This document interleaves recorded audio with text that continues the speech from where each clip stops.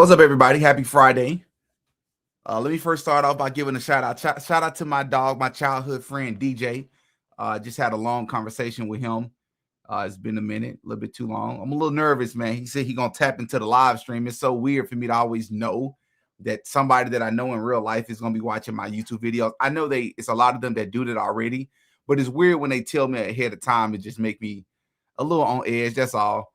I hope everybody good, man. I want to say before we hop into today's topic that it just feels good to start delving back into sort of the heart of this channel. Some of the reasons I first started this YouTube channel, and that's to talk about different things that are impacting the communities, different communities in America, especially the Black community. That's important to me for some obvious reasons.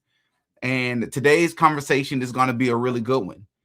Before we do that, I know a lot of you all found this channel through the Charlie Kirk, Erika Kirk, TPUSA event, and I appreciate you all for rocking with me on other topics, because there's a lot of people out here, or I should say some people out here, that's totally milking that situation, and I just couldn't continue to do that and feel good about it because it just didn't feel honest. It doesn't feel honest to do that, you know. You get some additional information on a topic you've already made 8 videos about, and the additional information you got is literally worth tweeting about it. Like, you can literally just tweet it. You can literally just share it in a YouTube post, but instead you make another 15-20 minute video with 20 seconds of new information. It's totally for views. It's totally for money. And I'm not a big fan of that. You know, I like to feel good about what I'm doing. I want to know the reason I'm doing it is pure. And some people are totally focused on milking the Charlie Kirk situation for money. And I don't want to be one of those people and have a good conscience about it, you know? So with that, how everybody feeling? What it do? Let me put the chat up on the screen. Give some people some time to get up in here. How everybody feeling though?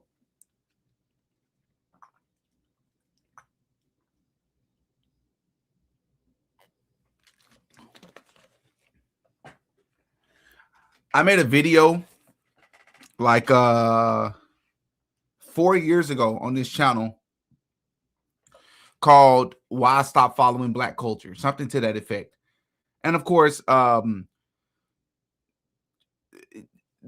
title isn't exactly honest. Like, I don't actually mean black culture. I just mean what a lot of people who run the music industry, we know the J community, the powerful J's, the word that we can't say on YouTube. We know a lot of them people, what they forced America to believe black culture is, even though black culture is a lot bigger than that. Anyways, this other version of black culture that they forced on us is demonic. It's demonic. It's anti-God, and the list goes on. Anyways, there's a conversation that's going to be had today by a Christian rapper. I believe that's how he refers to himself. It's a guy by the name of D1. I don't expect a lot of you all to know who these people are, but he's going to sit down on a podcast called Perspectives with Big Bank, or Perspectives with Bank.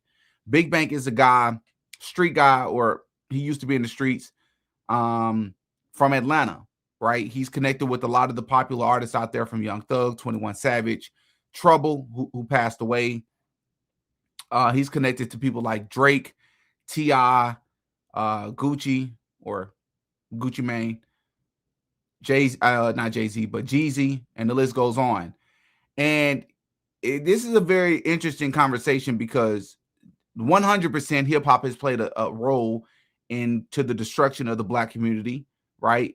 Not promoting the nuclear family unit, drug culture, strip club culture, right?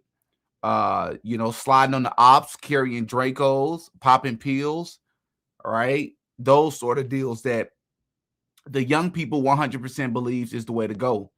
And I believe it's on us as people that are older, in our 20s, 30s, and older. It's on people like us to speak out. If you don't have anything else, you have your word, you have your voice, right? And so with that, we're going to get into this conversation. I started to watch it this morning. I said, I think I want to go live and just talk about this with the people. I'm going live at 12:30. So most folks may not even be able to tune into this live because people got jobs and lives. So they might be on their lunch break, so maybe people can catch this on the back end.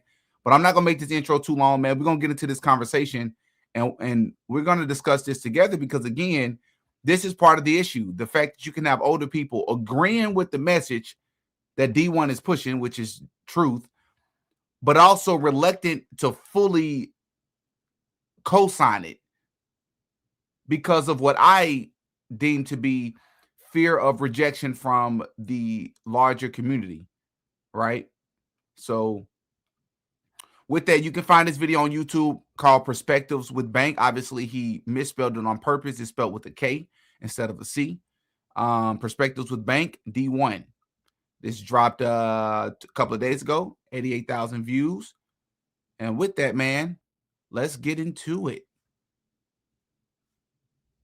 We're back at it, man. Locked in, Perspective with Bank. Welcome to Perspective with Bank. I got my dog with me, D1 today. How you feeling, my brother? Your favorite guest, man. Look at that smile. Everybody don't get you smiling like that. We already did the interview before we got here. Literally, bro. Literally. Before we turned the cameras on. Yeah, bro. I got a lot of love for you, bro. Man, vice versa, bro. I respect everything you do, bro. Sometimes you be tripping, but we gonna get into that. Same thing with you, brother. You know that. We have to. Yeah, we got to trip sometimes. We got to trip sometimes. Yeah. Nah, I agree. Hey, for people who might not know who you is, just now discovering you, who is D1? So on the surface, I'm a rapper. I'm an award-winning rapper. I'm a college professor. I'm a public speaker, world-renowned public speaker. I'm an author. You heard me? That's on the surface. I'm a business owner, entrepreneur, all kind of stuff. But deeper than all that, I'm just a man of God. Mm-hmm. That's it, brother. Trying to do God's work in my time here on earth. What you think? Have you always been so outspoken? No. I was afraid to shine my light earlier in life. Why? Because, man, shining your light is polarizing. It's easier to be safe and make sure that everybody likes you. When you start to really shine your light and be outspoken, you're going to be polarizing and people either going to love you or hate you. Mm-hmm. I didn't want to be hated earlier in life. But did you feel like, did you start feeling like you was in a box? Like, did you start your mental knowing that you want to say certain shit? Of course, man. Yeah. Death got my mind right. A near-death experience, you heard me? What happened? I was a senior in college at LSU. And 3 dudes ran up on me and my partner. We was victims of an armed robbery. Dude put a pistol right here on the side of my temple, say he about to blow my brains out. And I learned 2 valuable lessons. Number 1, in that moment, I said, man, I'm about to die. And I never even stood for nothing while I was alive. Wow. I ain't even stand for nothing. I played it safe my whole life. And I was so mad at myself in that moment. Like, man, I could have at least made my life count for something. You heard me? Second thing I learned is how desperate people are out here to earn stripes from people that they represent in hip hop. Yeah. Because them dudes that ran up on me and my partner and almost killed me, they was trying to earn a stripe from somebody that's very famous that they was trying to, from some shit you had done said? No, from somebody broke in their partner's car and they thought it was us. So on the strength of them thinking we broke in their partner's car, which we didn't. Yeah.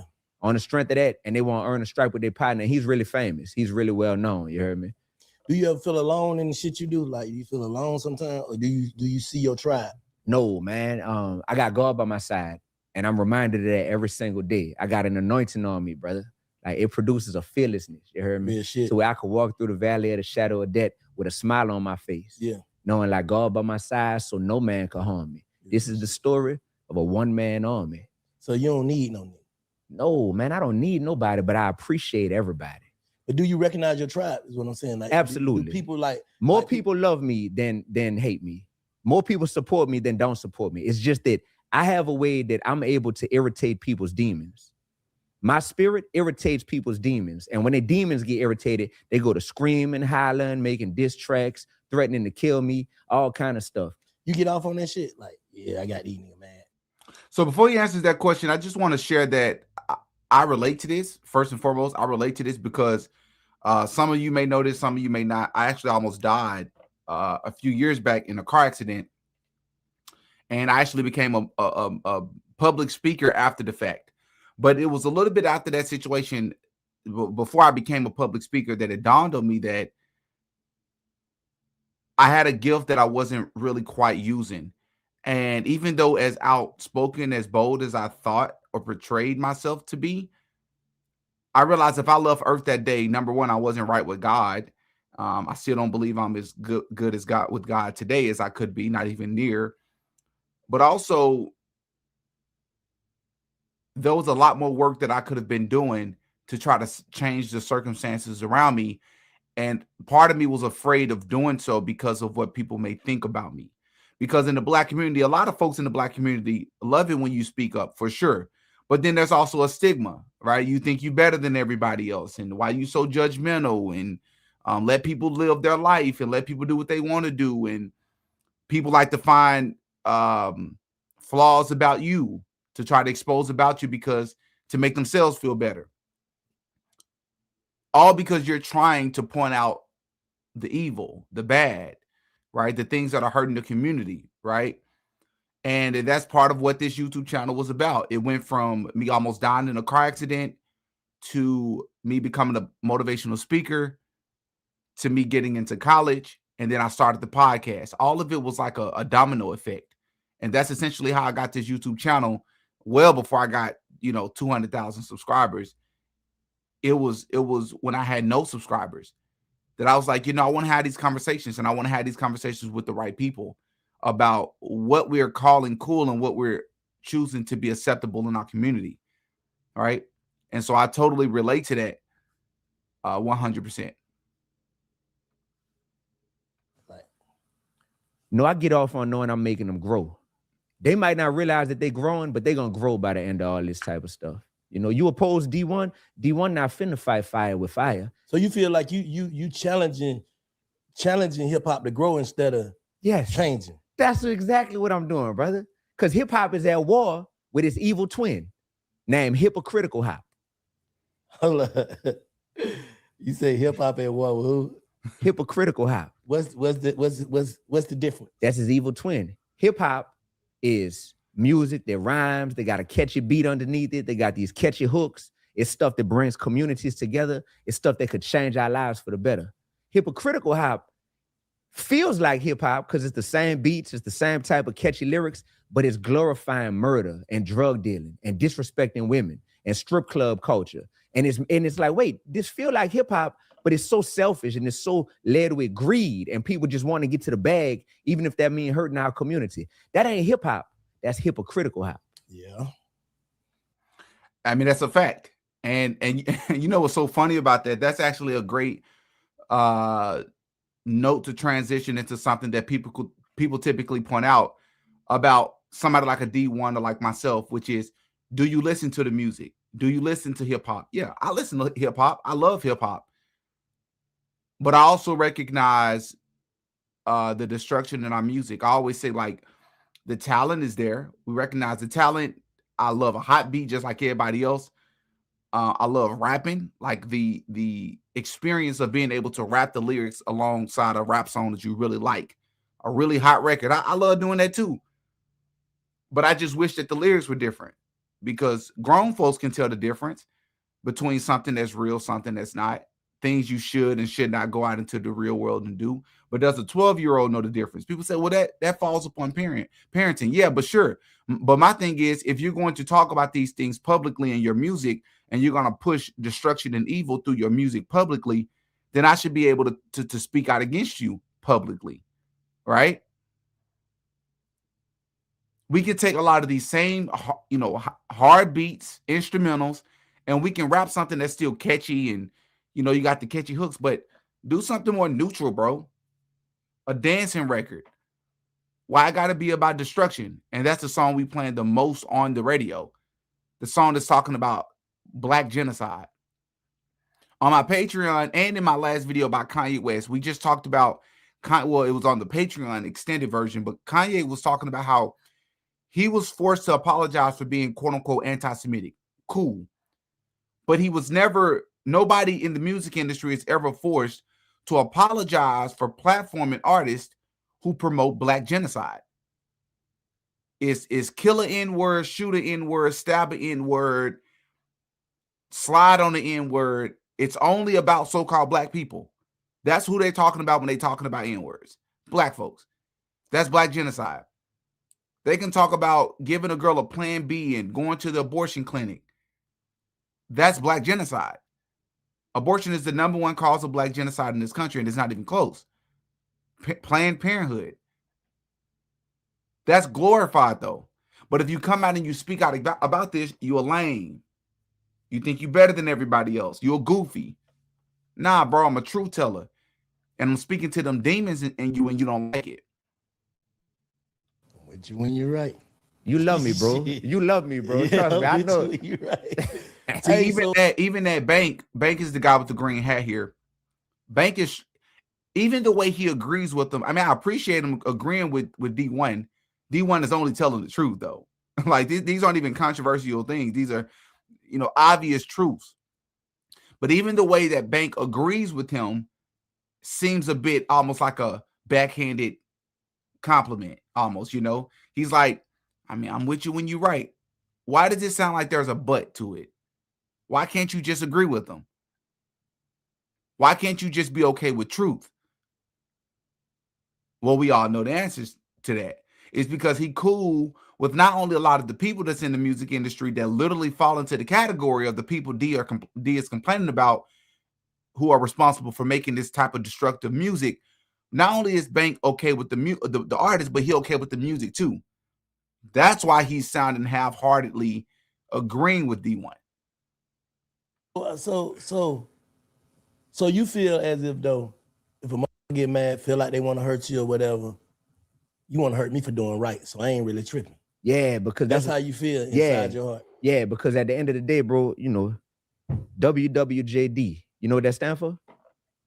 Walking with, what it stand for? What would Jesus do? Yeah. Walking with Jermaine Dupri. You heard me? That's what it means. That's what I've been saying. Walking with Jermaine Dupri. Nah. Something. What would Jesus do? Shout out to Jermaine Dupri. He don't like me, but I love him. Why he don't like you? Man, because same thing. I just bring light to the fact that it's. How you know he don't like you? Because, man, we've had some exchanges online. Oh, okay. Yeah. He got my number. It's sitting in his DM right now, but he leave me on scene when I hit him with that reel. Some people appreciate when I bring that reel to their front door. Other people resist it and they run from it. And, he's one of those people who, at this stage of his life, although he's in his mid-50s, you know what I mean? He's still. So you be sneak dissing with that positive brother, shit too. That's a fact. You want to Google it? But they're still sneak dissing though. Like, that's you trying to say, like, he an old nigga and what else? And I'm saying, since you're older, we expect our OGs to do OG things. But now we got to draw a line in hip hop, and some people are older, but they're doing DG things, disappointing grown-up things. You heard me? Damn. So but who are you to determine that, though? Yeah. So the only code that I live by, the only moral standard that I look at is the Holy Bible, God's word. You heard me? So if you got a problem with me, your problem ain't really with D1. It's with that word, because that's all I'm looking at. So when I see people in our culture, they got huge platforms that's legendary. You heard me? Like, brother, I grew up on listening to JD and Jay-Z, Money Ain't a Thing, you know what I'm saying? And listening to Welcome to Atlanta and all that. Bro, these are people who, like, I grew up in this. But just because somebody else don't believe in what you believe in or think that the Holy Bible is all be all, that don't mean they're wrong, though, D1. It don't mean they're wrong, but it don't mean that I got to be silent. Because when you are publicly pushing certain messages to our people, I can publicly oppose those messages. And people have a problem with me publicly opposing what they want to push. And that's all, man. With me and Jermaine but what you saying, not even Jermaine Dupri. Yeah. Like, we that's just one situation. Yeah. I'm saying, like, by you being so, it's really an opinion, though. Because none of these, the Bible, we can't say that the Bible are facts. Okay. We can't say that nothing is fact. Yeah, you can. Yeah, you can. Yeah, you can. Many of the things in the Bible has been proven to be facts. When you look at the way of life, it proves itself to be facts. I can say that to me is facts. We can't say nothing is facts. That's what I'm trying to tell you. So it's all opinion. We can't say that you black. Shit, how? What you mean how? We don't know what color is color. There you go. We don't know what color is color. So you might be like, I'm black, and somebody might be like, I ain't never said my name black, but I ain't never said I'm black. Right, exactly. No, I'm just saying, right. Like, we can't say that this is a podcast. We can't say we in Atlanta right now. You're right. We can't even say that we are we. We can't even say nothing. Real shit. This dude love me, man. I promise. I'm just keeping it a brick. You right though. So for real, I love you 100%, but I still want to understand you because a lot of shit you be doing, I ain't gonna say it's wrong, but it just controversial. Yeah, and it's crazy that we get to the point where me trying to stand up for something that's gonna help the younger generation. But it may happen to you. Oh, no, you're right about that with the younger generation. Come on. No, you're right about that. Like, but because those are your morals you're trying to instill into this rap game. Because, hey, if you want to do evil, sin, and debauchery in your own time, that's between you and God. I still don't think that's right, but that's between you and God. I'm not finna call you out for your private vices or your private struggles, but publicly, now these babies is watching. Bingo. Oh, so basically you saying, bro, I ain't got nothing to do with what you do in your own time. At all. Like, I've never said nothing to nobody about what they did with their own life. But when you go to doing things that can affect, and you want to publicly promote it, and you make it sound cool because you know how to make hit songs, or y'all know how to make catchy tunes, y'all put it on the radio, y'all broadcast it, y'all go platinum off of some of these records, off of sliding on your ops, off of killing people with Dracos and all that. When you're doing this publicly, we are grown. We can hear that and be like, he ain't living like that, whatever. But that little 12-year-old who's listening to that, he think that's real life. Yeah. And I know that in first person because I taught people like that that's dead right now. And I taught people like that who killed the people that's dead right now. But how you gonna attack? Well, I ain't gonna say how. You saying why you don't go to the root of it? Like the root of it. Why you ain't at the execs who putting this shit up? I go at them too. I don't know. I'm just asking. Yes, sir. Yes, sir. So hip hop is comprised of 3 C's. I teach about this in my college course. Okay. We got creators, we got consumers, fans, and we got commissioners. That's the execs. Okay. I go at all 3 of the C's, and I don't go at them. I'm not trying to call people out. I'm trying to call people in at this point. Feel me? Yeah. Hey, man, we got power, man. Yeah. Hey, man, T.I., Jermaine Dupri, Ludacris, Gucci Man, Jeezy. That's 5 Hall of Famers in the city of Atlanta. Them niggas got their money getting out the way a little bit, though. You got to talk about to the young niggas. That... Hey, man, that getting out the way talk, hey, man, that's not how a man of God think. Wow. Ain't no getting out the way until God call you home. Wow. Bro, we only 10 minutes into this interview, which we're not going to watch the entire hour and a half. We 10 minutes in, and that's the quote of the interview right there. There is no getting out the way, especially when you're talking about being a man of God. And a lot of folks in the rap game claim to believe in God, but they never clarify who God is. There is no getting out the way.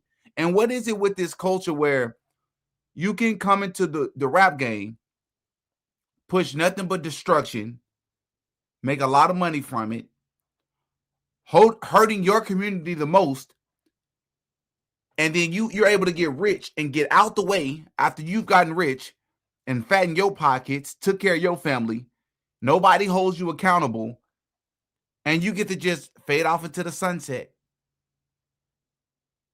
What is that about? How come we don't hold your feet to the fire and we say, nah, now with that money that you've made, don't just give out turkeys during Thanksgiving. Don't just give out bikes during Christmas. Actually give back and try to help the people that you helped destroy their lives. When you was pushing drug culture, Rick Ross, right? RAPE culture, Rick Ross, I put Molly in her drink. She didn't even know it. How come we hold your feet to the fire? And we said, all right, now what you need to do is we should make people like Rick Ross who push lyrics like that go to all these places with abuse victims. And you should have to donate and you should have to work with these people who have been through actual abuse. Since you're pushing this in your music. You pushing, I think I'm Big Meech, Larry Hoover, Whipping Work, Hallelujah. If you're going to push that in your music, all right, cool. But we also going to hold the execs accountable too. Don't stream these people's music, right? Hold them accountable every time they sign an artist or they push another industry plan out who seem to always talk about the same topics. The next Sexy Red, the next Ice Spice, the next Lil Pump. That come out and push destruction. We got to hold these people's feet to the fire. Not just the artists, but these Jewish white execs as well. They got to be held to the fire.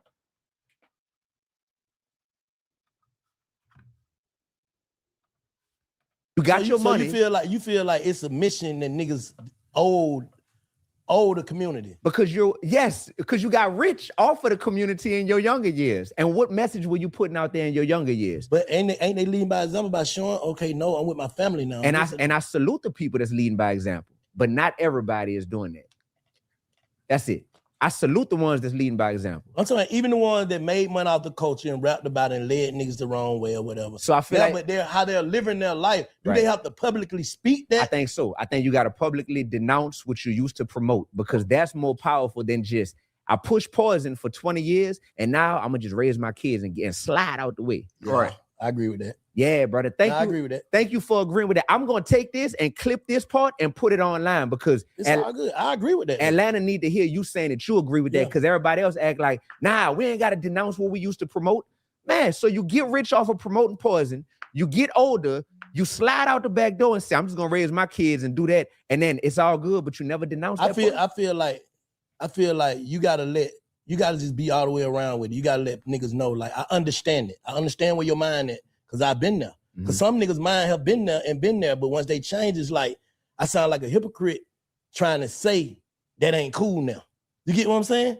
I don't mind. I'll say it. Right. A hypocrite, you sound like an evolved grown man at that point who is learned. But I'm saying, but niggas who trying to still keep fans and still trying to act like they standing on. Oh, yeah. You get what I'm saying? That's why I love what 21 Savage came out and did. F the streets, I was the first one jumping on that and saying, yep, I support this. 21. I see a brother. By the way, I know people in his camp. You heard me? I see a brother that's growing. He said, I be at the crib out the way chilling. He be saying this stuff publicly. But guess what? When he's come out and say F the streets, now you got them fans. Oh, you didn't got. But anytime you make.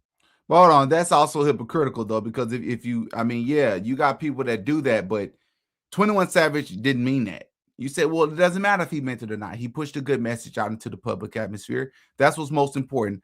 I get it. I feel you. But the problem with that is 21 Savage music doesn't reflect that. So you come out on Instagram, F the streets, and the streets ain't caused nothing but pain. And I got a lot of dead homies because of the streets.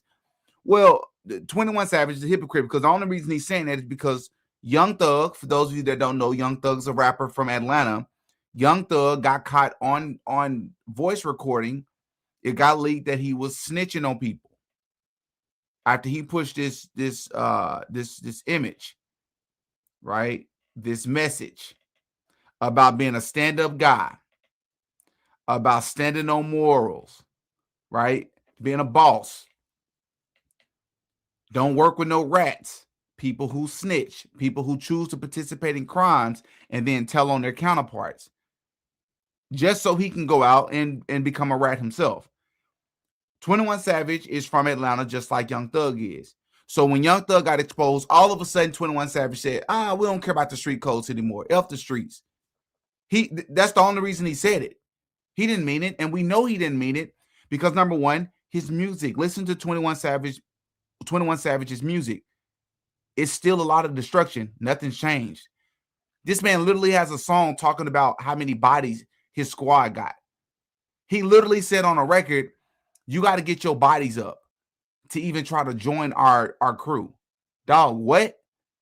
And he didn't even say that as a lyric. He was talking on the beat. After the song was going off, he literally said this. He wanted to make it clear that he didn't even hide it in the lyrics. He said this as the song was going off. He's a hypocrite. Number two, we know 21 Savage is a hypocrite. The second reason we know is because 21 Savage most recently was promoting the whole Pooh Shiesty Gucci Mane beef. He was playing Pooh Shiesty's first day out on his Instagram story just the other day. Why are you doing that? You're promoting more violence, bro. All right.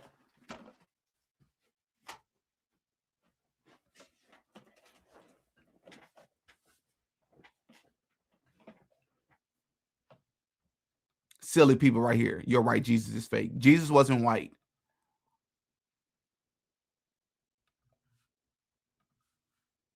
A statement that just not that don't clarify what you're saying, it could be taken the wrong way. Okay. Because fuck the streets could sound like fuck the niggas in the street. I get what he's saying. He's saying, right, bro, fuck all this shit. Right. This shit ain't did nothing but goddamn brought bullshit to families. You know what I'm saying? It probably was an impulsive statement, you know what I'm saying, without saying it all, because his album, you know what I'm saying? I'm not trying to make no excuse for no nigga or whatever he was saying, but what I got from was, because I live like fuck the streets. Yep.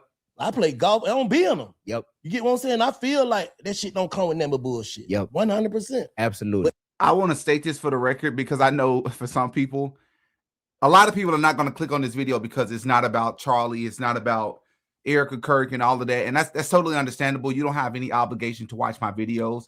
But before 6 months ago, this channel was and still is an extremely versatile channel. But for those of you that found this channel through Charlie Kirk, TPUSA, politics, Donald Trump, those sort of topics, for those of you like Sassy Shauna, shout out to Sassy Shauna, wrong person. She said never heard of 21. And then somebody else said, I don't know who any of these people are. These are rappers.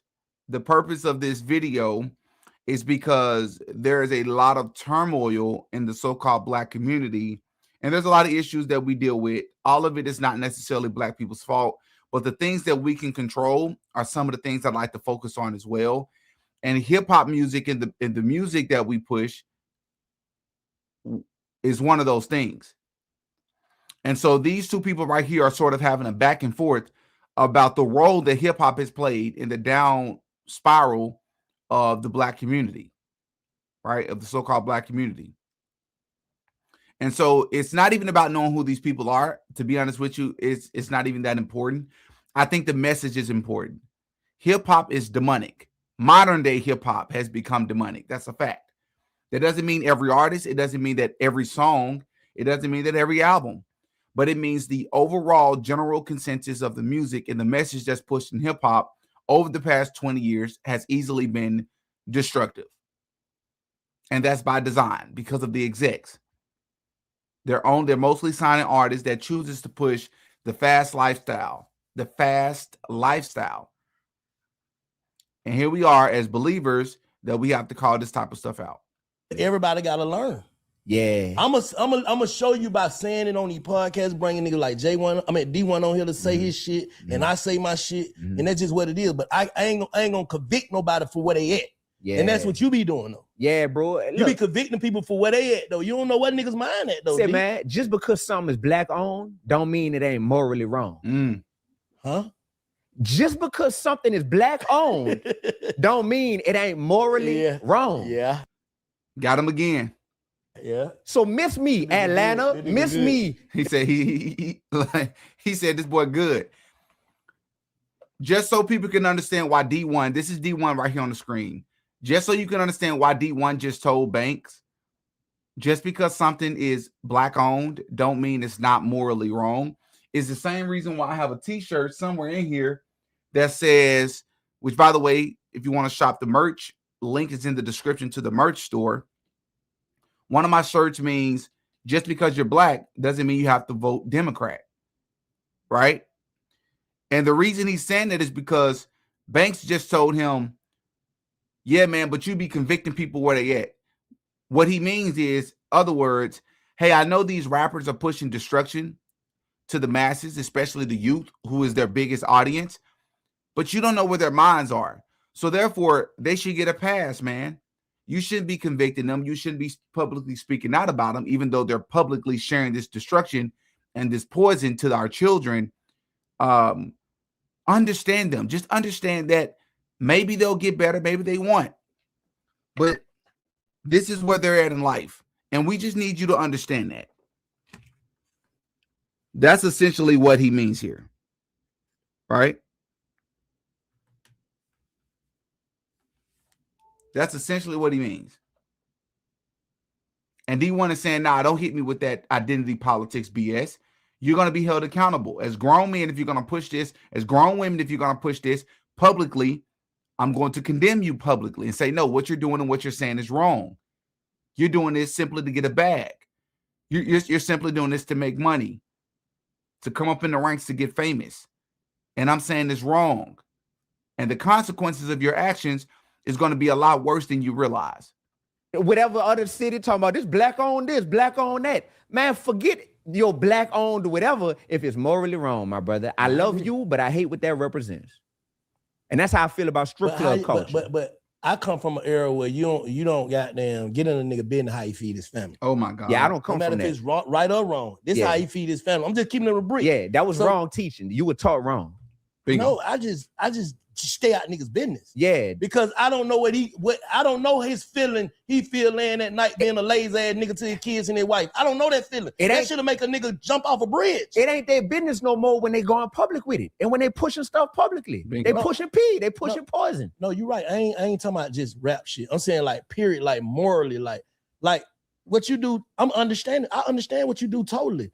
I don't know if you make money off this or this is just your Brother, purpose. You think I'm never mind. No, I'm just saying this. Yeah, like yeah. You're teachers. I'm just saying, I don't know if you're in it for the money. Let me say that. Or I'm in it. The impact is first, and then the income comes second. Okay, and so God I is can't so great. I can't get mad at you even if I disagree with you on how you feed your family. Yeah. You know what I'm saying? And that goes with anything. As long as you ain't raping and killing nobody, I can't tell you what to do to feed your family. But if you feeding your family and you poisoning thousands of other families because of the rhetoric that you spewing and the messages you pushing, I can't respect that. That ain't gangster. Damn. Yeah. You love me, bro. Yeah. I'm with you when you're right. But at the end of the day, niggas ain't thinking about that. You thinking about what's in your bubble. I'm just saying because I done been in the same space, bro. Like if I'm in a fucked up position, bro, I don't give a fuck how it affects nobody for me to feed my people. That's just how I look at it. You know what I'm saying? There probably be some dumbass way of thinking, and it is. But that's just where I come from, survival though, D1. So I get it. But it don't sound like you get it because sure, none of that negates what D1 is saying though. Fine, you're in a position where you don't care, but that actually solidifies D1's point even more. Stop pushing the destruction though, bro. And if you're doing it and it's wrong, I'm going to call you out on it. I don't care how I get it. I'm finna go sell these kilos of cocaine or heroin. All right. Fentanyl. Ecstasy pills. I'm going to just go sell this stuff because my backs are against the ropes. And I find out that you're doing it and I tell you, bro, that's wrong. You shouldn't be doing that. Am I wrong for telling you that simply because your back is against the wall? And because in your head, this is your only option. This is your best option. No, I'm not wrong for telling you that. You were trained wrong to believe that calling people out when they're hurting the community, you were trained wrong to believe that that's something bad to do. There's nothing wrong with doing that. You're supposed to call people out. Yeah. So when a nigga getting in my business, you basically robbing me. Yeah. Like you tearing me, like you just tore the Magic City shit down. Yeah, for Basically. sure. But niggas feel like you just got in the way of some nigga money though, D1. They worry about somebody else's money. That's the problem. They say like, man, you got in the way of somebody else's money. People that's not even connected to the night, they are more worried about the fact that this is their culture that I'm going against. But the niggas who connected to the money, they just ain't the niggas that gonna say nothing like, and that nigga just fucked the whole play up. Bro, the game is still gonna get played. What you mean? T.I. still performing at halftime. What are you talking? Magic City is still open. But by the way, I'm about to put a song out. By the time this air, this song gonna be out. It's called Shut Them Down. It's talking about shutting down all the strip clubs. This song gonna change the whole game. What's wrong with you? That song is done now. I'll play it for Listen to that, bro. This is Banks gotta be, I'd imagine he gotta be like 45, something like that. He gotta be a little younger than my mom, I would imagine, or probably my mama's age. So he gotta be like 45, 50. This is a 45, 50-year-old man in complete disbelief of the thought process of trying to close down strip clubs. Do people know how a lot of women, even what's happened in their life that leads them to working in the strip club? Do you know what a lot of women are experiencing in the strip club? I remember the artist, the famous dude, what's his name? Jonte Austin. For those of you that don't know Jonte Austin, he's a famous writer, arranger. I learned that word from him, actually. He taught me this. Arranger. Ironically enough, from Atlanta. He's written for Jermaine Dupri, the person that they just talked about. I interviewed him on my podcast a few years ago. And I remember he told me, he said, the reason he came on is because on Instagram, we had a back and forth. He said that strip clubs are an empowerment to women. And I asked him, I said, do you actually believe that? And he said, yeah, because he believes that anything that allows a woman to do whatever she wants to do to make a living for herself, that's empowering. Okay. And I just completely annihilated him. You do know that more than 95% of strip clubs are owned by men. You know that majority of the customers at strip clubs are men. You know that majority of the people that are responsible for the abuse inflicted on women in strip clubs are men. You know, the people that make the most money in strip clubs are men, not women. You know, the people that experience the most abuse in strip clubs are women. It's not as empowering as you think. Would you want, and I asked him, I said, would you be okay if your daughter did that for a living? He said, oh, well, I would be okay with anything that my daughter felt that she needed to do to make a living. But I would hope that by the time she reaches that age, I would have inflicted in her certain belief skills or belief systems about herself. He's giving me this word salad. The answer is no, bro. You would not be okay with that. No dad will be okay with their daughter working in a strip club. So why are you cool with strip clubs?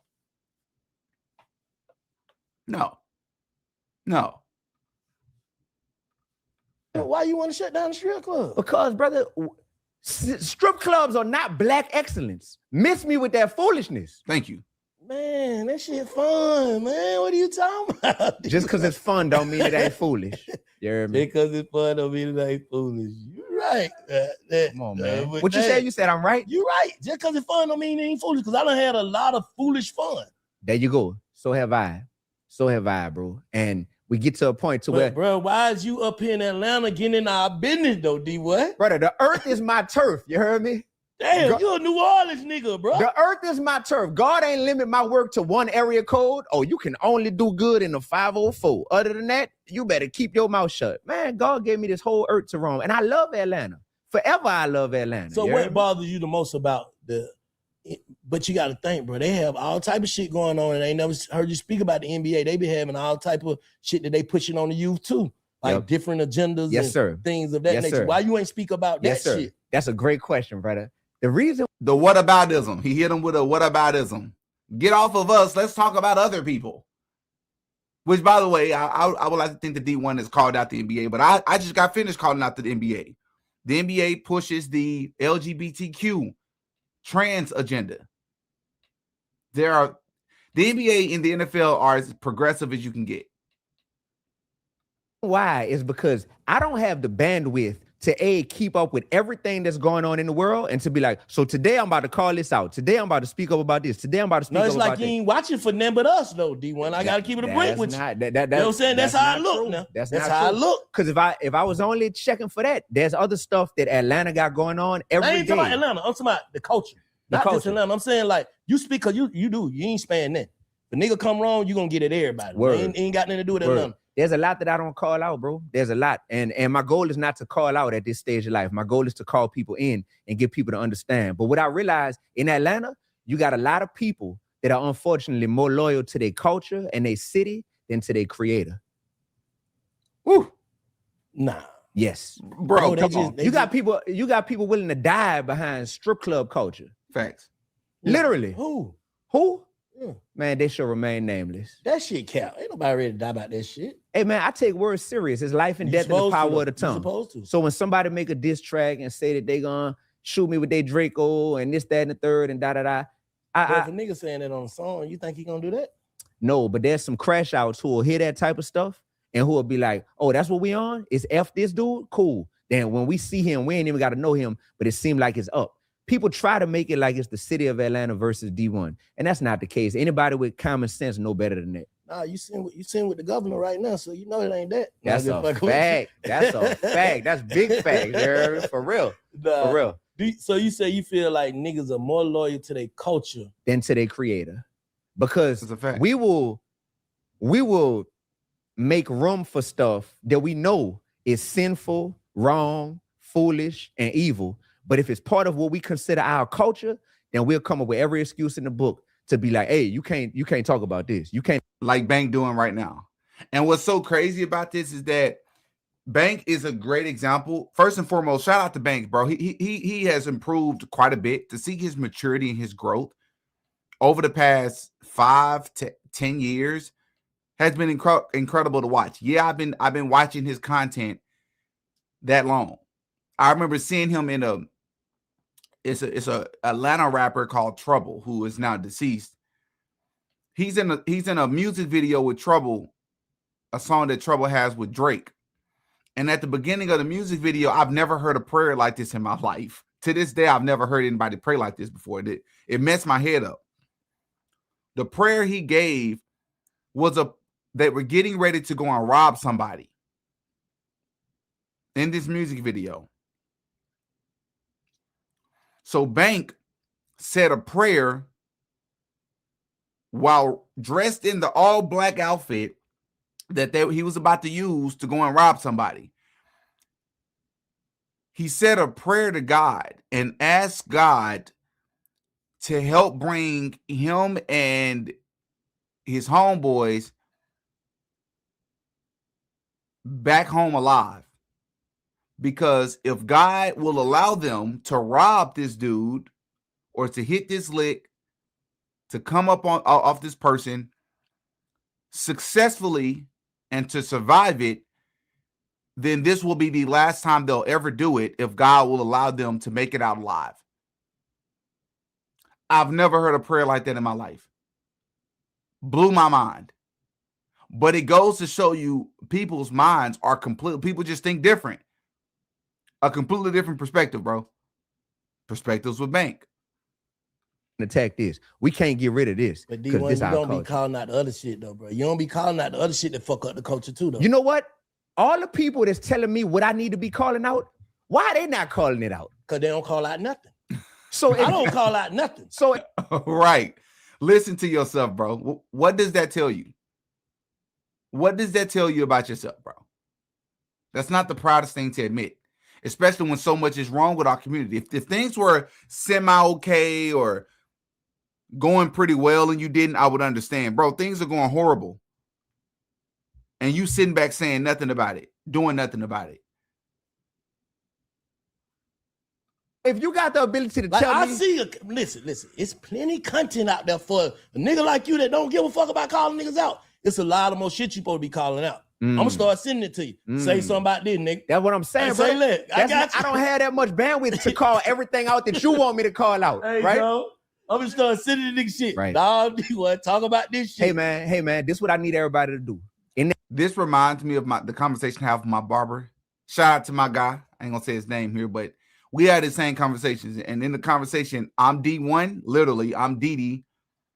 D1 is DD, and Banks is my barber. Our conversations literally go just like this.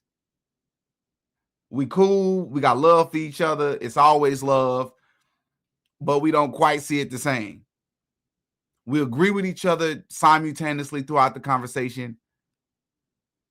But essentially, my barber is taking Bank's side. He has Bank's perspective. Hey, life, I need everybody to pick a side, pick a problem, and pick a squad. What's your side? What's your problem? What's your squad? My side is righteousness and God and positivity. Okay. My problem is hip-hop being used to push evil messages. And my squad is people like Big Bank and anybody else that understands that if we as black people, as white people, as Hispanic people use our light and come together, that we could change this world and make it a better place. Do you think you're attacking hip hop so the music that you spit should be on the top? No, sir. Watch this. That's a good question. That's a great question. Yeah. Now I gotta ask you. Now I'm a journalist now. There you go. Yeah. Okay, a journalist, man. I'm a journalist. Atlanta Negro, man. Relax, man. You ain't do no research. You ain't do no research today before this. I know you didn't. You came in here late. You heard me to your own. Talking about a journalist, man. This man. Bro, this so cap right now, bro. This man. Nigga say you came in late to your joint. He said he late to his own interview. Bro, that's so crazy. I'm sitting here on the sofa like, what's up? I'm glad you finally made it, Bank. You Then came in switching shit around. Yeah. Hey, man, that was a great question. Repeat it. I said, do you feel as if though you attacking hip hop because you feel like the music you make is supposed to be on top of the game? Oh, so absolutely. Absolutely. That's a good, I fuck with that. Absolutely. The music that I make, the music that others make, to where we are intentionally pushing a message that's going to make this world a better place, that needs to be on top. Unfortunately, we have the lowest level of who we are as black people, and that seems to be the most popular type of music to make. Music where we glorifying killing each other. We glorifying disrespecting women, popping pills, doing drugs and all this. That music should not be popular at all.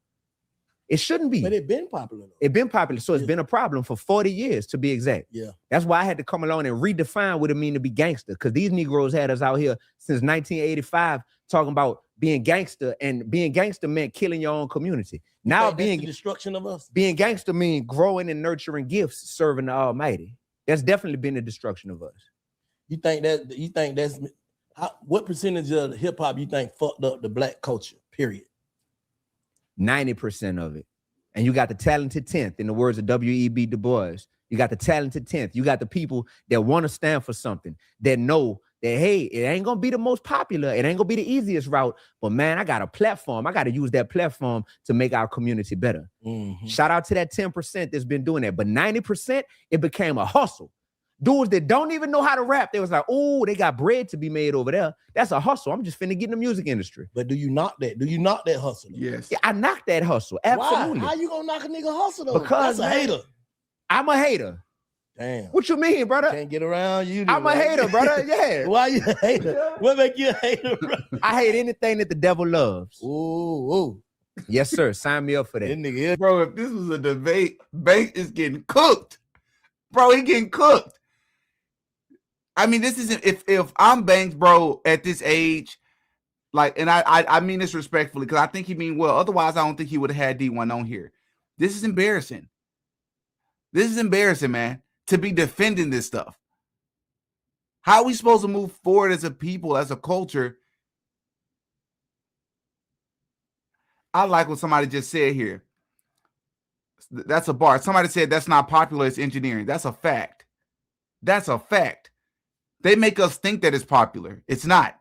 Most people will be totally fine with a hot beat, some hot lyrics, no destruction, no killing.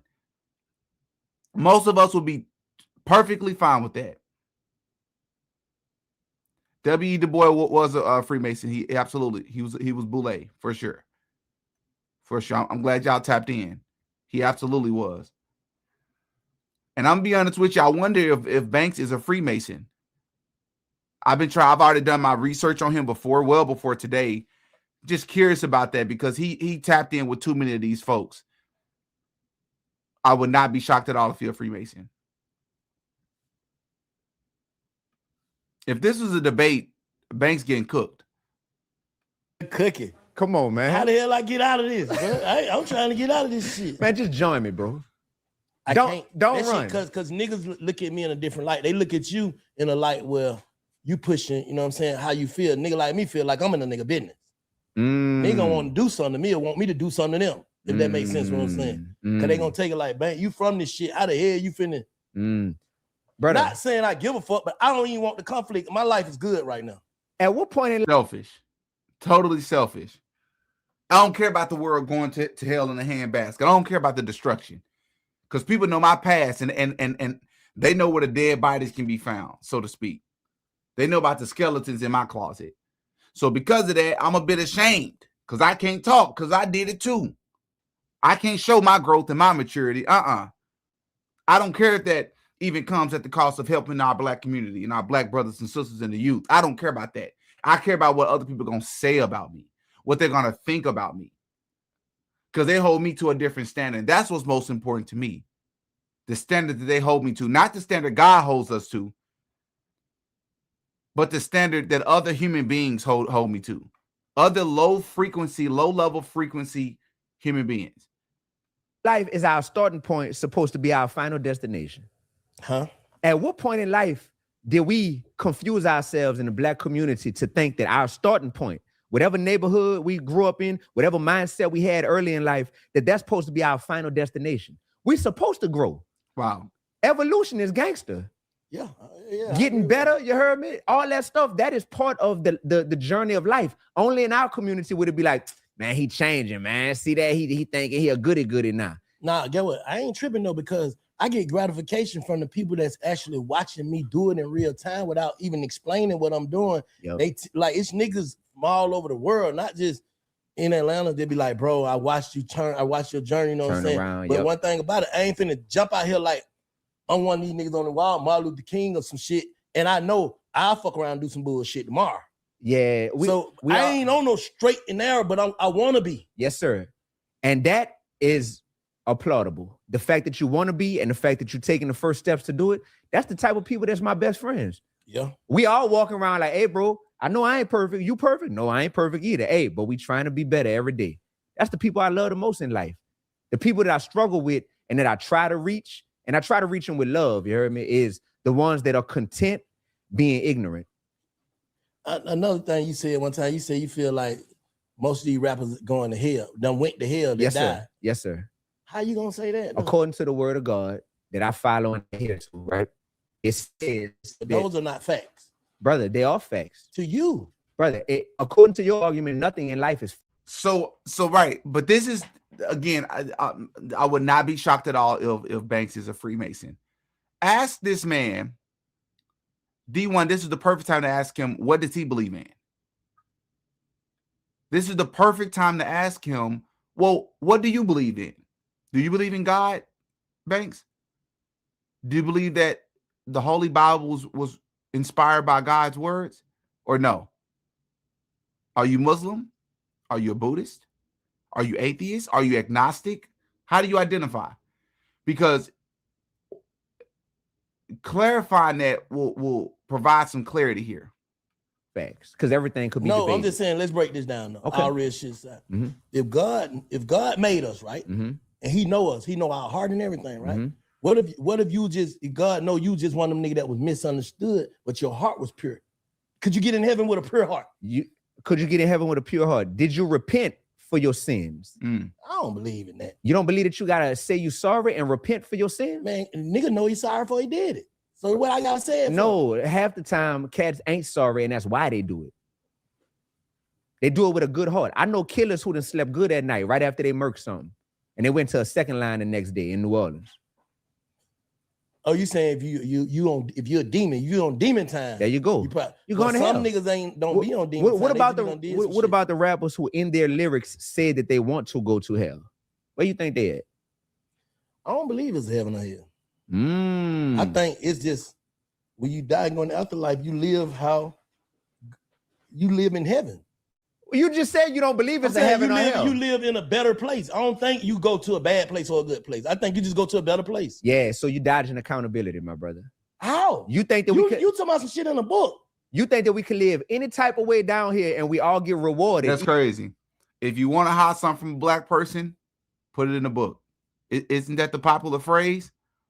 And listen to what he just said. You talking about something in the book as if to say simply because it's written in the book means that the credibility or the authenticity of it has diminished. Right?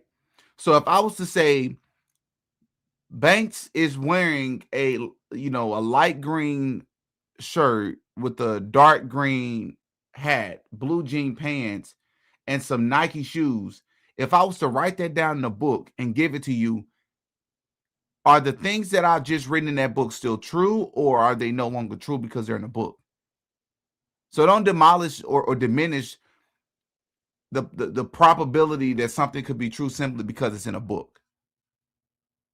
Even if we was living ratchet, and ridiculous. I feel like it all just go back to what your initial soul was supposed to be, your initial person. Like you didn't come in this world a fuck nigga. Right. You didn't come in this world a fuck nigga. So something turned you. The culture made you that way. You know what I'm saying? Or your lack of parenting do we get grace for having grace? That's a powerful word. That's what I'm saying. Do we get grace? God created us. Yeah. And created niggas to be stupid enough to do stupid shit. And God is graceful. Yep. And he graceful. So do he give you grace that my son just went the wrong way? Yeah. Can we give our kids grace? Yeah. We give our bitches grace? Yeah. So God why you gotta use that word? Well, women. That's what, okay. Most of them bitches I know though. I'm just keeping it a brick. Really? This is amazing, bro. Just two different worlds. And I love that Banks is being transparent and being himself. I know people like this in real life, and I want people to be who they are. But it just goes to show you two different worlds here. And this is great. Conversations like this need to be had from people from two different perspectives, bro. Really? Yeah, they is. Is that their fault or is that our fault as men? That's the world. I don't know. When you got a culture that incentivizes them to take their clothes off and make them feel like their worth is their sexual value, you heard me? By the way, most of the time, hold up, according to your Bible, bro, the female was the first one to put a nigga on some bullshit. that's a fact. All right, so what the hell you talking about? So That's who a fault fact. is it? Your Bible. Who? So now it's war against the Bible. This is so interesting. Started off slow and now we picking up. What did the Bible say who fault it was? Adam still had to fall for Eve putting that foolishness in his head. For real. For real. Come on now. I'm glad you talking about this. Okay, you just said who fault it is that the women are how they is. Mm-hmm. The first sin came from who? It ain't come from Eve. The first motherfucker that helped the nigga sin All right. from your book. All right. Who it came from? All right. Adam and Eve. All right. Okay, so All right. who the fuck fault it is? But guess then? what? You know what? Who got in the ear of Eve with that lie? They're like, man, God just hating on y'all. Who was it? The devil in the form of a serpent, in the form of a snake. Okay, if the devil got in a female, so And the devil is not a who has woman. the most devilishness in him? The devil is in the Now it's oh my God. Oh my, this is such a simplistic view, bro. I don't understand this. This is respect to him, but this is sub 90, sub 60 IQ way of thinking. It's so one-dimensional, it's superficial, right? It's as if there's no layers to anything here. form of a man. Now how? They say it was a snake. What one is it, man? It's a They say male. it was a snake Bro. whispered in her ear. Bro, the devil, listen, brother, the devil don't come in the form of the same thing every single time you see the devil pop up. The devil come in the form of energy, right? There you go. The devil So, could okay. come in the form of energy. The devil could also come in the form of that energy working through people or working through a snake in that Okay, moment. Okay, but so who did the devil? Lucifer is a Who- man. Okay, how you know, man? What you mean? Man, that shit is cap. Lucifer didn't have no pronouns. You heard me? That's Like what I'm they or them. No, Lucifer is a man, brother. Man, all right. So you saying basically a man tricked Eve A to man- trick another man? There you go. Oh, boy, you And good? that's still boy. happening today. Hell no. That's still happening today. Hell no. Hell no. Yeah, you bro. just in denial, brother. You is too, Bro. because we both don't know. But watch this. If you don't know, All right, let me ask you what's something. your name? Big what? My name is Bank X. Yeah, I don't know here what you the go, fuck my back name in. All is. right, Malcolm. All right, brother Malcolm. All right, shout I out don't to know the what book my right name there. is. Let me ask you something though. If you shoot Who crap, do the most devious things, men or women? both. No, I'm saying like let's be real. Who the most spiteful? Like, and I'm not. I love women more than anything in this world. But I'm saying, who's the most spiteful? Who's the one you got to watch out for? Who's the less forgiving? Who's the one gonna goddamn always drag your ass about some shit you did to them? So let me tell you my experience. bro. In my life, who's the most spiteful, who the most devious? The only people that's ever threatened my life to kill me or attempted to kill me, put a gun on my temple before was men. Do you know what eating banana can do to your liver? Bananas are actually edible when they're Who killed my best friend? A man. Who killed my student? A man. You heard me? I agree with that. But Yeah. you're not understand. You understand the question I'm saying, but you don't want to answer it. It's cool. I'm just giving you that That's wink. fucked up, bro. Hey, bro. Your name Big Bank, right? Let's take this to the bank. And we shooting craps, right? You shooting craps. And you like, hey, man, I don't know what's after this life. You heard me? I don't know what's after this life. So I'm either just going to roll the dice and just hope that I could live however down here. And no matter what, I'm going to go to a heavenly place, a better place after this. Or, you know what I'm going to bet on? I'm going to bet on the fact that God who created us has a standard for how he would want us to live down here. And if I want to go to a better place, aka heaven, when I leave here, then I should probably try to live in a morally righteous way and believe in I'm saying, Jesus Christ, who believe made in God. morals though? Bro, who made morals? Brother, at the end of the Who day, made morals though, bro? Who made morals? I get what you're saying. The shit that I'm saying, the shit that I stand on Yeah. could be totally wrong. yeah. Shit that Yeah. I stand on could be totally wrong, but it's just my environment what made me who I was, bro. And certain things I did retract, like, nah, I ain't with that. I ain't with that, right? You Because- learn from experience. I learned from experience. So Mm. who made morals? Who's to say that these people, that God don't look at it like he didn't get a chance to learn his lesson, so I'm gonna Yeah. give him grace. Yeah. Once again, Because brother, you got to think, most of the niggas who end up being most powerful people came from the worst, from the shit we be on, the bullshit. brother, the culture that we live in tell us that even when somebody asks for grace, that a real nigga ain't gonna forgive them. Now you cross me once, I never rock with you Shit, that again. what you saying God do? Brother, God forgives Hold us up, when we no, repent. no. You saying that's the same thing. If me and you into it, right? And if you ain't apologize to me and I come blow your shit off, nigga, you didn't repent to me. So you saying if I live wrong, You are not God. let me You finish. not God. Hold up. All right, so why God ain't giving nigga grace then? God is giving grace when we repent. And God says, All right, but what if a nigga ain't call my phone and I smack him? Brother. He didn't repent. brother, It's the same thing. but 2 wrongs don't make a right. It's not an eye for an eye, 2 for a 2. He missing me. I'm Am listening. I tripping? Shy. I'm asking. Now he tripping, Shy. I'm Now asking- you, Shy. No, I'm asking Shy, a question. Shy, you tripping. And you took too long to give me these shoes, you heard me? And I've been mad at you, but guess what, Shy? I forgive you, you heard me? And watch this. Shy was supposed to give me these shoes 18 months ago, bro. Literally. on today. Shout out to DJ Screen. She brought them today, right? Yeah. Watch this. I've been beefing with Shy this whole time. But I forgave her in my heart because I knew I was going to see her today. Because she repented when she brought him. No. Even before, watch this. Before she repented, I had made a decision to forgive her in my heart. Watch So how I got me, blessed. you telling me the most graceful man on earth, a person or universe, God, he's not going to forgive a person. He know that that the world that he created misled this man around the wrong word. You telling me that? God that's not a absolutely graceful forgives. God. God forgives when we ask for forgiveness. And, Ho. and Shy apologized If I didn't today get a chance and to brought me ask 2 pair of shoes. Hold up. But if I didn't get a chance to get forgiven, because God, you control everything. You let me get smacked. So you let me get smacked, get killed before I forgive. Is that you? Before you chose to forgive that person? Hold up. Let me ask you something. Yeah, because you're not making sense. All right, come no, on. I'm making sense. You just hear me. I'm talking about God, right? If I'm wilding, being a little fuck nigga, all shooting shit up. Mm-hmm. But God Bro, 2 different worlds, bro. Just two different complete worlds. allowed me to get killed, knowing that I've never repented. Mm-hmm. And I don't know what I'm doing. I'm on these drugs. Everything that's in this world that's created by man, that God created, right?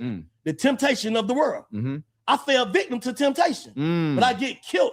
Is God calling me home with repentance, or he just killing me to go to hell? Let's talk about That's some bullshit. Let's talk about the victim mentality. You fell victim to temptation. You made a choice to fall victim to temptation. But why is temptation? Why do temptation even exist? Because the devil. So that's a big test. So Yeah. God put us here to test us. Yes, life is a test, brother. Now look, what I will say is these are things that I would like to hope most humans have thought about. Like the whys of the world. Why would God do this? Why are things this way? And if God exists, then why is this? That's why we got to get in the word, myself included. We got to read the scriptures. We got to, pray.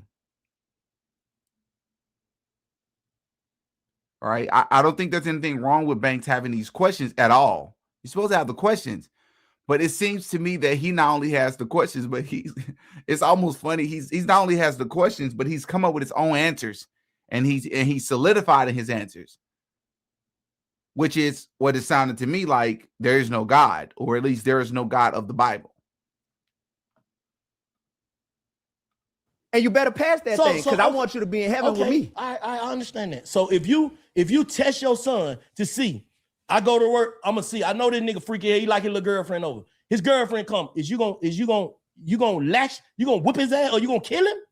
Or you gonna be like, man, shit, man, I did the same shit when I was young. I'm gonna give him grace, man. Hey, bro, don't have him in my house. Are you gonna give him chance after chance, or what are you gonna do? Yeah. Or you just gonna condemn him? Yeah. That's what you're saying. God gonna just condemn you. You going to hell if you didn't ask for forgiveness. That's exactly what I'm saying. According to the word of God. I'm not saying sense, that. That's bro. what the word that makes sense to you. That make a lot of sense, brother. How? Because if we live in a world where, bro, why? But you heard that from a cracker, bro, from a who? From a white person. White person wrote the book, so we believe the shit that white people. His face is my bro. Come on, bro. What? He already lost me, man. Calling white people crackers. I mean, what was the purpose of that? Number 2, the Bible does not come from white people, man. Say you don't know the scriptures without saying you don't know the scriptures. Bro, that's another big lie that they feed us, is that Christianity is the white man's religion. Now you think that came from a black man? Come on, man. I'm trying to tell you, brother, Jesus wasn't even white. So what you talking about? All right, but so they done wrote that he white on pictures? On certain people pictures who try to twist the narrative. Man, and he black, stop it, man. He black on other pictures. He white on the pictures, bro. Bro. He's not on. There's no pictures in the Bible, though, bro. I would understand if you're talking about the scriptures, if there's pictures in the actual Bible, the only Bible that they had given us as a whole, as a generation, as a people, as a culture, as a society. but that's not the case. We're talking about photos absent the Bible. Yeah, we were brainwashed to believe that Jesus was a white man with long blonde hair and blue eyes. They lied. I know people right now that's I know a lot of you all found this channel through the Charlie Kirk thing and through politics. And I know some people that I follow, like there's a content creator. I'm actually going to say his name because it annoys me, because I've commented under his post from my main channel, so I know he see the comment, and he's refused to respond from what I've seen. It's a guy named Bo Little. He does street interviews where he does a lot of rage bait content. And this man, I like the fact that he posts about God and reminds people to pray and go to church and read the Bible and things of that sort. So that's dope. But he'll post a picture of this white person with blue hair and blonde eyes. I don't care if that's what Jesus looked like, but we have no reason to believe that's what Jesus looked like. So I always ask him, where do you get this photo from? And you know, the scripture tells you not to recreate any image of Jesus Christ. So number one, you're not supposed to be doing that. Number two, where did you get this image from? And number three, if Jesus looked anything other than like this and this skin color, would you be just as big in the faith of being a Christian? Would you follow Christ as passionately? Because you're sharing a photo that you can't even explain. That's certain white people that's trying to twist the narrative. And he got blue eyes on them pictures. Okay, so do you think I got pictures of Jesus to where Jesus clearly had pigmentation and color? Hold on, let me ask you something. You think if they twist the picture, they ain't twist the story? Bro.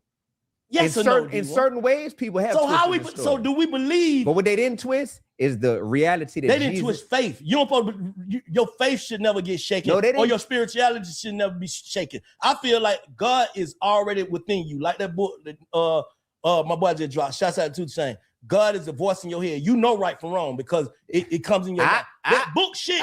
There's a lot of gods in this world. They got people running around here talking about the sun god and the moon god and praying to crystals and rocks and talking. You heard me? Like, how you gonna say that? That's fake and yours is real. Cause that's what I stand on. That's what I'm saying. But that's an opinion, though, bro.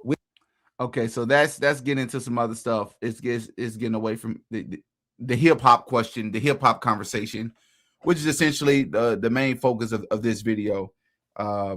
I think in the first 30-40 minutes of that interview, I think D1 has done a great job of sort of proving his point and proving Banks didn't have any substantive responses.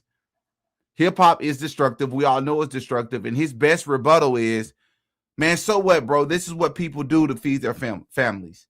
Who are you to say that they're wrong? Okay. Okay.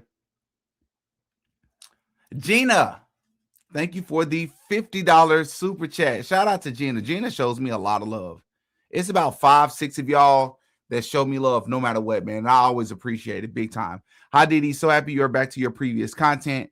And also so grateful I found you. A deep thank you for your truth and honesty. Much love and many prayers for you and yours always for all of us. Thank you. I appreciate that big time. If you all have yet to see the Kanye West video, go and check it out. It was my last post. A lot of people are really rocking with that Trump video that I posted 2 days ago, it was a very weird post. When I first posted it, the video was completely shadow banned. And this time it wasn't even a secret. They literally demonetized the video.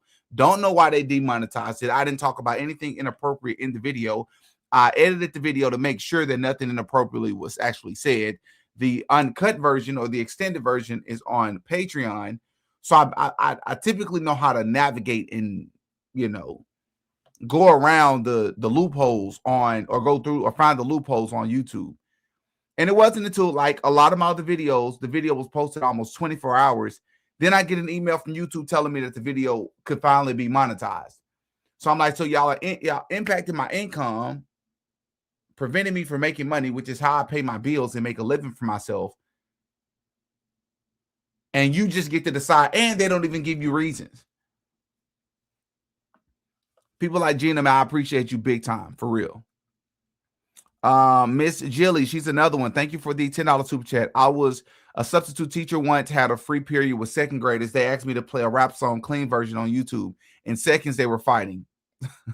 So I know what rap does. And all rap is not like this. Again, I love rap music. I love hip-hop music. But that don't mean it's because I recognize the talent. I recognize the gifts. The gifts and the talents are being used to push destruction, though. That's what I don't like. It's not that difficult to understand for those that don't understand the difference. You know? Thank you, LaBella, for the $20 super chat. I'm late to this live. I just restarted and heard you explaining why you're moving forward. And I just got to say, well done. Good and faithful servant, integrity, DD, respect and love. To God be the glory. Thank you so much. And just to, I don't want to sound like a broken record, but like I was saying before, man, like I just want to, and I'm not excusing myself. I did it a few videos where I'm like, did I really have to make a video about that? Did I really have to go live about that? I could have, if the most important thing is just trying to get to the truth, with some of these things, they could literally just be Twitter. It could be tweets, Twitter post or X post. I could literally just make a YouTube post about it. I could literally just share it on my, what is it called? Discord. I could just share it on Patreon as a post. Do I have to do a 2-hour live about it?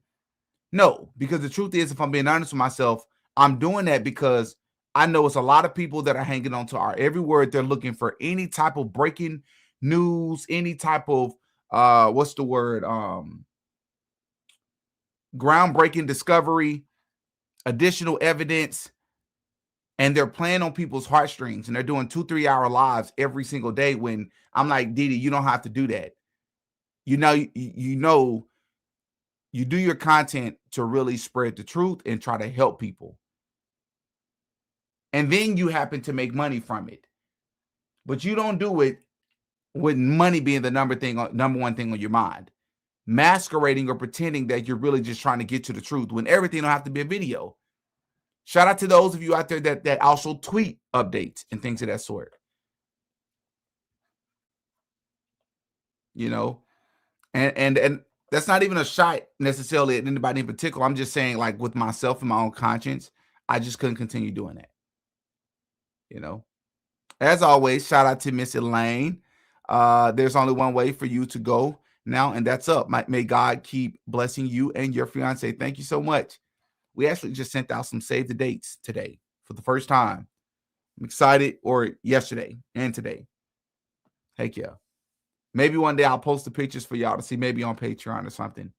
They're pretty dope. For sure. Shout out to Gina for the $20 super chat. It's a farce that money buys happiness. I agree. Money can buy you things that maybe fulfill some voids, but I don't think it buys happiness, right? And you don't have to be rich to learn that. I don't know. Gina may be rich. She's always giving me $50 super chats. So if Gina is saying it, then we should probably take Gina's word for it. It's a farce that money buys happiness. Too many believe it. Too many believe it, though. It only corrupts. And they also say that giving people more money only magnifies or emphasizes the person that they always were. It just gives them more means to showcase it. Y'all let me know in the comments if y'all agree with that. This life is about so much more than that. No amount of money is worth selling your soul. D1 speaking truth here. 100% agree. Totally agree. For sure.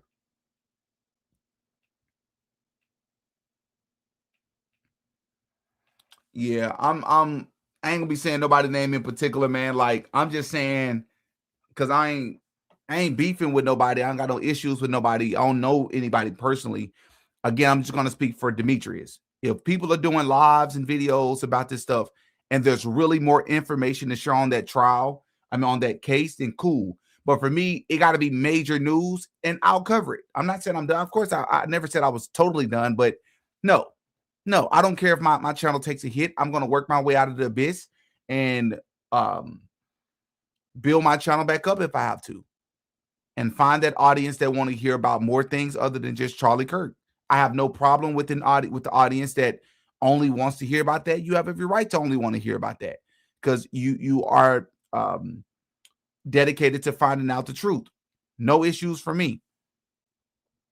But I can't in good spirit do, you know, all these lives and then telling people, because I know one of the criticisms Candace got was people were saying to her, why won't you just drop the information all in one video? Right? Why are you splitting it up in episodes? Right? Like, why are you making sort of a apparel, or why are you making almost like a TV show out of your friend passing away? It's kind of weird. And while I don't fully see it that way, I do partially understand where people are coming from with that. Right? I'm not going to just break it down in episodes. I'm just going to give you all the information I have. Some of the information I'm going to sit on for strategic reasons, for sure. But again, I'm not just going to be doing lives just to do them, bro. No. Like, again, unless major news come out, I'm looking forward to the trial. I believe the trial is what, this month, next month, something like that. Then we can start talking about it for sure. When the trial starts, I'll be doing breakdowns of the trial. Things that I notice and things of that sort. But the truth is, people are milking this. I'm not saying everybody. I'm sure there's people out there that are not. But some people, I believe, are milking this for money and for views. Right? Part of you can't blame them, though, because if people are tuning into your show, is it totally your fault? Are you fully finessing people because they're choosing to come back for a however long video, even though most of what you're sharing, people already know it, you know? And that's how I was feeling with some of my videos. I'm like, I'm not being honest here, you know? So I'm only going to speak for myself. I just couldn't do it in good faith.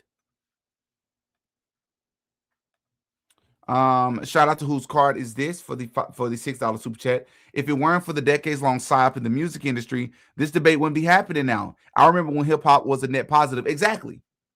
Totally agree. There was a time where, like, it's like, bro, are you actually questioning if hip-hop is evil? Are you actually questioning people's motives in hip-hop? Do you hear the music? Are you actually defending this? Totally agree.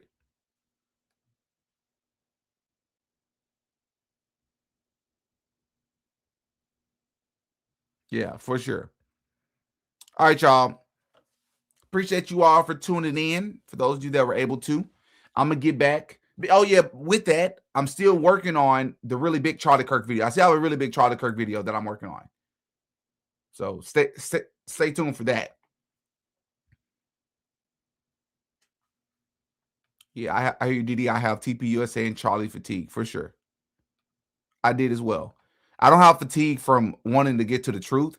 But again, if I'm just sounding redundant in all my videos, simply for views, like when I see people drop, like I'm watching some people, and I'm just going to say it because this is what I mean when I say just dishonesty. And it's about money for people.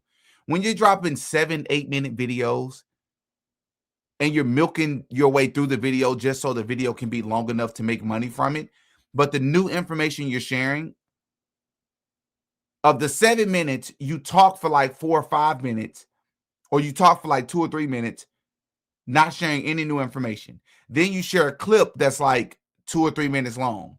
So there's what, 5, 6, 7 minutes right there. Then you'll share the new information, which isn't even that groundbreaking. You could have just tweeted that. You could have just posted it. When I see people doing stuff like that, I'm like, all right, bro, you could have saved this video. You're just trying to make money. There's nothing wrong with making money while doing this, but when it's obvious that you're only doing it to make money, I'm like, I don't want to be a part of this. This is turning into something else. I'm really trying to get to the truth. If I make money in the process, so be it. But this is something else. This don't feel organic anymore. I don't want to be milking this for money, and people are doing it. Not a fan of it. But all right, y'all. I'm going to get up out of here. Love y'all as always. I'm going to catch y'all in the next one, man. Peace. Oh, yeah. Didi got a pie. Attitudes and our work ethic become very important in realizing our goals and opening up possibilities. I had lunch a couple of weeks ago with a recent graduate at UCA. And his story is really fascinating. It's one of overcoming homelessness during his time pursuing his degree, first at a community college here in Arkansas, and then finishing his bachelor's degree here at UCA. His narrative ranges from estrangement from family for many years to a hopeful reunion with mother and siblings. His record is one of overcoming odds in a way that I probably could not, and certainly demonstrating levels of tenacity and patience and optimism that I can only marvel at. He wanted to talk with me about his new job and his career path going forward. I really need to be there to learn from him because that's where the real value was.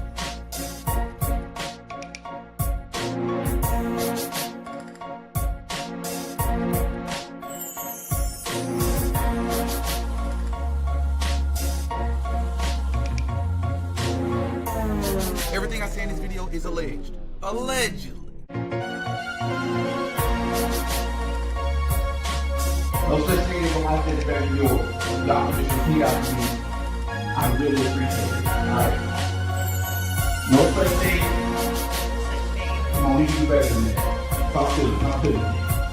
Alright, let's start going. No such thing as a life that's better than yours.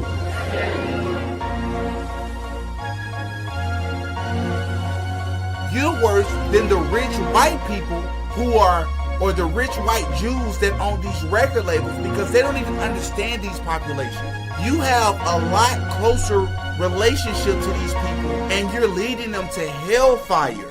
You are leading them in the wrong direction in the name of getting rich and famous. How dare you?